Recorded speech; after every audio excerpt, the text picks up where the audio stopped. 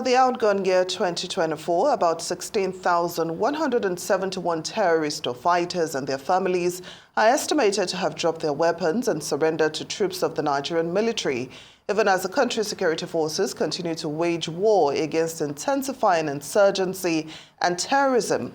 That feat, however, is considered a big positive for the troops against the backdrop of varying logistical challenges, and the country is seen as having become relatively safe as a result of the sacrifices of Nigeria's fighting men. Well, what comes next in 2025, many are asking. Dr. Kabir Adamu is a security and policy analyst, and he joins us now. Thank you so much for joining us on Newsday. Happy New Year. Thank you, Temi Tokpe. Happy New Year to you as well. Now, according to military reports, troops killed 10,937 terrorists, arrested 12,538, and rescued 7,063 kidnapped victims in 2024. I'd like your assessment of this scorecard regarding the military's anti-terror war. It is to begin by commending the military for embracing data. For some years now, we have been recommending to the military to embrace this type of statistical representation. And not just the military, we're seeing other security departments too also doing the same.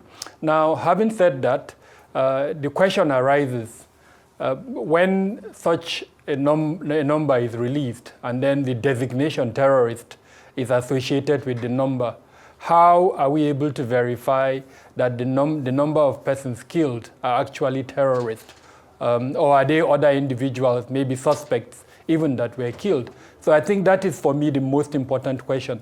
We need to move from just mentioning numbers to actually providing names and, where possible, pictures, so that Nigerians, especially those who have the tendency to join such terrorist groups, can see that it does not pay to join terrorist groups.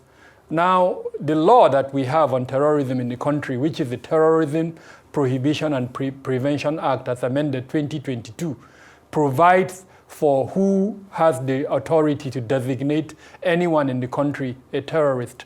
And so it is absolutely important that whenever the military releases such figures and names, that we go back to the custodian, which is the Attorney General of the Federation, who chairs the sanctions committee, where the names of all terrorist groups, terrorist organizations, companies that are affiliated or associated with terrorist activities in the country are listed, to now ask the critical questions: do we even have up to 10,000 of such names in that list? And the answer is no. So again, it speaks to the fact that we have not yet achieved synergy in our security operations. We have a national coordinator, counter-terrorism, that is domiciled in the Office of the National Security Advisor. It is also important that such numbers are affiliated with the figures that that center has when it comes to the number of terrorists that are affiliated. But all said and done, I think it is a move in the right direction, where we now at least have data, and that data speaks to an element within the counter-terrorism campaign in the country. Now, Dr. Adamu, the military high command says 16,171 terrorist fighters and their families dropped their weapons and surrendered to the troops. But some analysts believe that this constitutes further security risk, as the reintegration process back into society might be difficult, if not even impossible. What are your thoughts on this? The major reintegration framework that we have is the Operation Safe Corridor. Now, as far as I know, the Operation Safe Corridor was introduced under the Goodluck Jonathan administration. I remember when the then Minister of Foreign Affairs, who is now at the World Trade Organization, Dr. Ngozi Okonjo-Iweala, did go to the UN and introduced that concept, the Nigeria's framework for countering violent extremism. And embedded in that is the Operation Safe Corridor. The world welcomed that framework, and several countries, about 12 of them, donated to it. But I think the philosophy behind that framework was that it wasn't the military that was supposed to lead that framework. It was meant to be an all of government and all of society element. Unfortunately, however, over years, the military has become more or less the custodian of that process. So there hasn't been any independent evaluation of Operation Safe Corridor that would allow us to know its strengths, its weaknesses, and of course, what we need to do better to ensure it's, it serves the purpose. And what is its purpose? Its purpose is to achieve de-radicalization and counter-radicalization to the extent where anyone who goes through the four walls of the center comes out as a de-radicalized person and is welcomed back into society. Unfortunately, however, like I said, there hasn't been any independent evaluation. We've seen instances where the military will indicate that graduates have been released into society. We've also monitored instances where the communities will reject these graduates. So it tells us that there are gaps. Perhaps it's not the process itself, but the rehabilitation process itself. It also begs the question, what is being done to the victims of the terrorism? Is there the perception that only the perpetrators of terrorism are being catered to by government when very little is being done to the victims? Although this is, like I said, it may be a perception, but it's affecting the output of that process. So the indication at the moment is that Operation Safe Corridor is work in progress. There is a lot that needs to be done to ensure it becomes more effective as a de-radicalization component within the three approaches, as it were, that we have for countering terrorism within the country. Now, Dr. Adamu, as we wrap up very quickly in about 2 minutes, I'd like your projections for 2025 security-wise.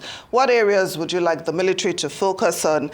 And I would like you to speak a bit on the new terror group, Lakurawa. How can the military deal with this threat and prevent collaboration maybe with Boko Haram or ISWAP?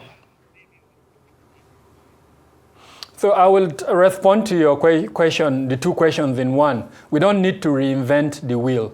We have three approaches, as I mentioned earlier on. We just need to make sure that those three strategies, approaches, laws that we have in the country are implemented fully. And what are these three approaches? Number one is the National Counterterrorism Strategy. As the name suggests, it is a national strategy.